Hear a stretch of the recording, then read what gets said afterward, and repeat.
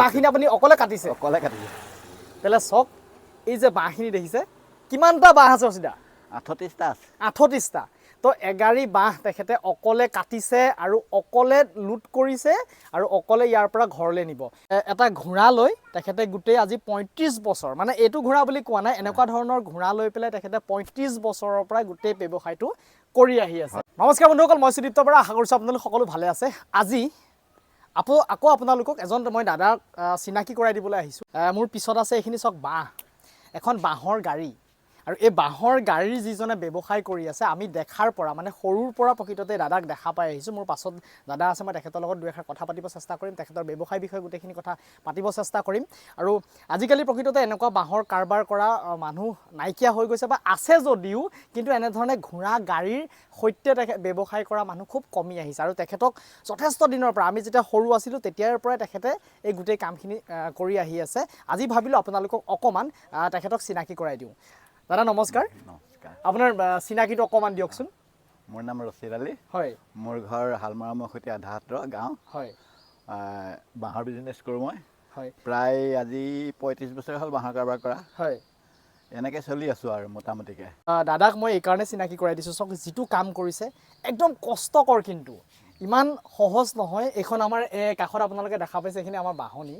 তো এই বাহনিৰ পৰাই বা এই বাহনি বুলি কোৱা নাই, তেখেতে বিভিন্ন জেগাৰ এনেকুৱা ধৰণৰ মানে কাঠনিৰ পৰা বাঁহ কাটি আৰু মানে ঘোঁৰা গাড়ীত লুট কৰি আৰু এই যে বাঁহখিনি লৈ যায়, এই বাঁহখিনি তেখেতে গোলাঘাট টাউনত গৈ পেলাই বিক্ৰী কৰেগৈ।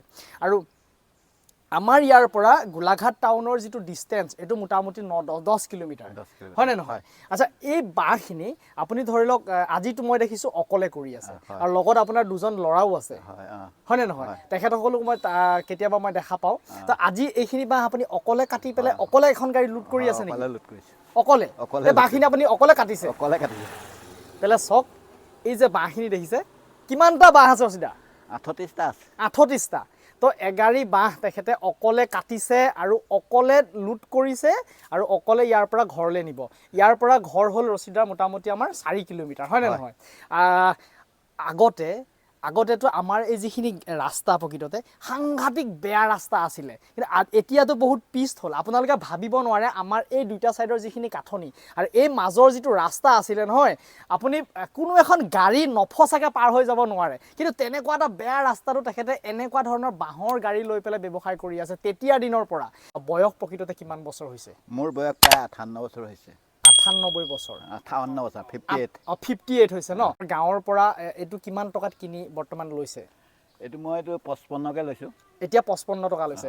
প্ৰথম যেতিয়া আৰম্ভণি কৰিছিলে তেতিয়া এটা বাঁহৰ দাম কিমান তেতিয়া আছিলে? 6 টকা। এটা বাঁহৰ দাম? হয়। এটা বাঁহৰ দাম 6 টকা আছিল। আৰু সেই 6 টকাত কিনি আপুনি গোলাঘাটত কেই টকাত বিকিছিলে? তেতিয়া 12 টকা, 10 টকা এটা বাঁহ।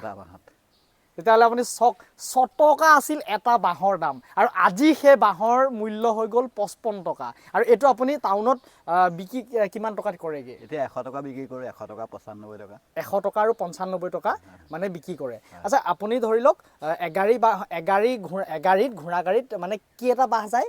38টা, 35টা ইমানটো যায়। 38টা, 35টা নিয়ে। আৰু এই যে বাঁহখিনি বিক্ৰী কৰেগৈ আপুনি গোলাঘাট টাউনৰ আমাৰ ষ্টেণ্ডত দিয়ে নে ঘৰে ঘৰে বিক্ৰী কৰে? এনেকৈ তাৰমানে ফোন কৰি দিয়ে। হয়। এটা মানে ধৰি লওক অৰ্ডাৰ মতে মই পেলাই দিওঁ।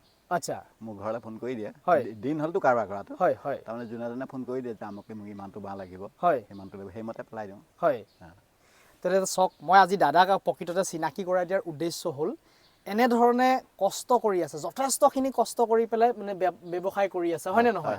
আৰু ৰচিদ দা, মই এটা কথা জানিম, প্ৰথম যেতিয়া আপুনি কাৰবাৰ আৰম্ভ কৰিছিলে কিমান টকা হাতত লৈ পেলাই ব্যৱসায় আৰম্ভ কৰিছিলে? সেইটো তাৰমানে ধৰি লওক 200-300 টকাৰ কাৰবাৰ।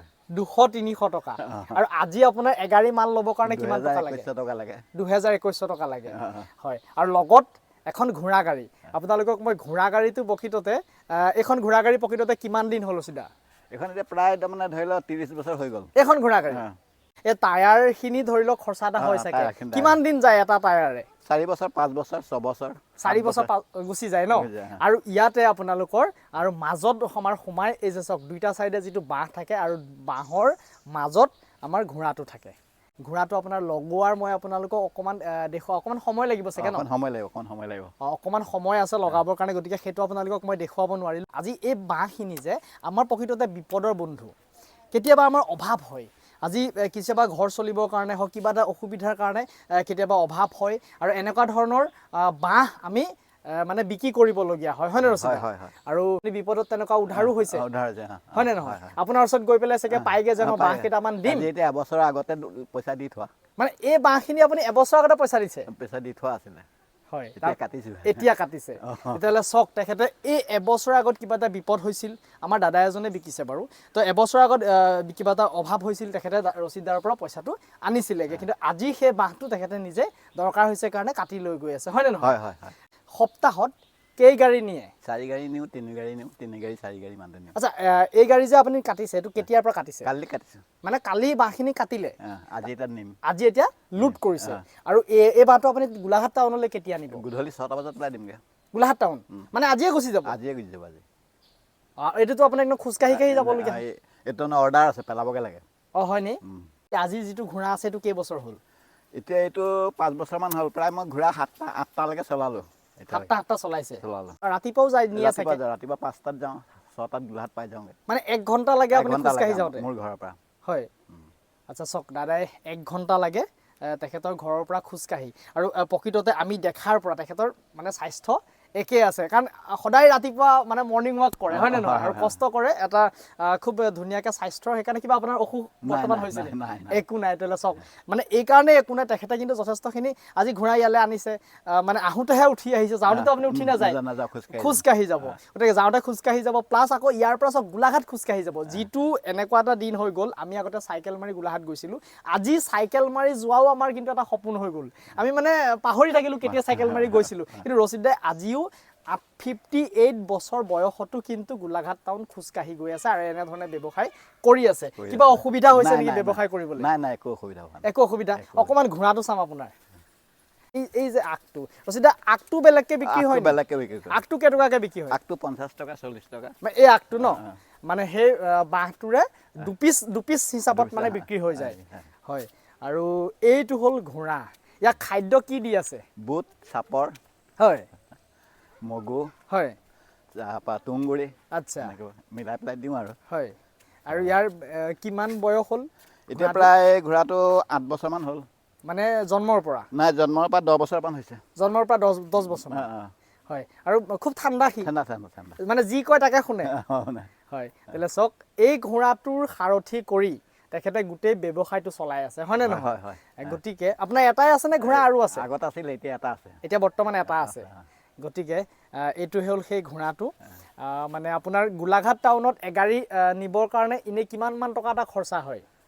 ধৰি লওক খৰচা তেনেকৈ নাই আৰু, তাৰমানে ঘোঁৰাটোক খোৱাটো খৰচা হয়, আৰু 200-250 টকা খৰচা হয় ডেইলি। এটা ঘোঁৰা লৈ তেখেতে গোটেই আজি 35 বছৰ, মানে এইটো ঘোঁৰা বুলি কোৱা নাই, এনেকুৱা ধৰণৰ ঘোঁৰা লৈ পেলাই তেখেতে 35 বছৰৰ পৰা গোটেই ব্যৱসায়টো কৰি আহি আছে, হয়নে নহয়? গতিকে আজি মই তেখেতক চিনাকি কৰাই দিব বিচাৰিলোঁ আপোনালোকৰ আগত। হয়তো আপোনালোকে আমাৰ এই এলেকাটোত আপোনালোকে তেখেতক লগ পাই আছে বা দেখিয়ে আছে সদায়, কিন্তু আজি তেখেতক অকণমান ভিতৰুৱা কথাখিনি মই পাতিবৰ কাৰণে চেষ্টা কৰিলোঁ। আৰু ভিডিঅ'টো মোৰ শ্বেয়াৰ কৰি দিবলৈ নাপাহৰিব, যাতে এনেকুৱা ধৰণৰ ব্যৱসায়ীসকলক আমি সদায় মানে আগবঢ়াই পেলাই ৰাইজৰ আগলৈ দেখুৱাব পাৰোঁ। সেই প্ৰয়াসটো মই কৰি আছোঁ যিহেতু। গতিকে আৰু শেষত কিবা ক'ব নেকি ৰচিদা? নাই, নকয় ন? গতিকে চাওক, ধন্যবাদ থাকিল আপুনি 2 এষাৰ কোৱাৰ কাৰণে।